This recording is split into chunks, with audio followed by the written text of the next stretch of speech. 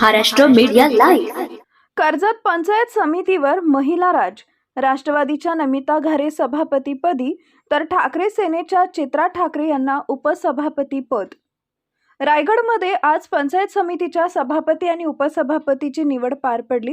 यामध्ये कर्जत पंचायत समितीवर परिवर्तन विकास आघाडीकडून महिलांना संधी मिळाली असून अजितदादांच्या राष्ट्रवादीच्या नमिता घारे यांना सभापती पद तर ठाकरे सेनेच्या चित्रा ठाकरे यांना उपसभापतीपदी निवड करण्यात आली आहे। राष्ट्रवादीचे प्रदेशाध्यक्ष सुनील तटकरे यांच्या प्रमुख उपस्थितीत ही निवड करण्यात आली।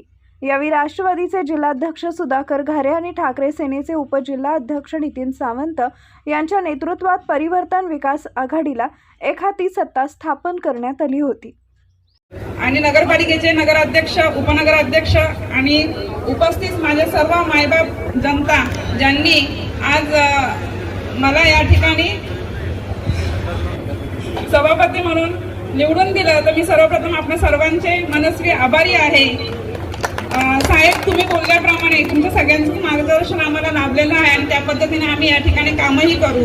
आज 3 वर्षानंतर कालावधी उलटल्यानंतर एक लोकप्रतिनिधी म्हणून आम्हाला या ठिकाणी बसवलं गेलं आणि नक्कीच आम्ही पारदर्शक पद्धतीने, लोकाभिमुख आणि सर्वच प्रशासकीय अधिकाऱ्यांना सोबत घेऊन आमच्या जी गरीब जनता आहे, आदिवासी वर्ग आहे, त्यांना इथे कुठल्याही पद्धतीची वशिलेबाजी न करता त्यांना आम्ही अगदी त्यांचं आल्यानंतर त्यांचं काम इथं अगदी सोयीस्कररित्या केलं जाईल याची आम्ही दक्षता नेहमीच घेऊ।